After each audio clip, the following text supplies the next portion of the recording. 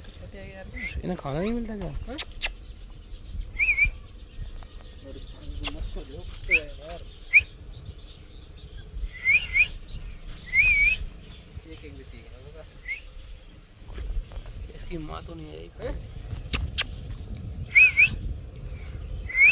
और ये मच्छर मच्छर बहुत है यार।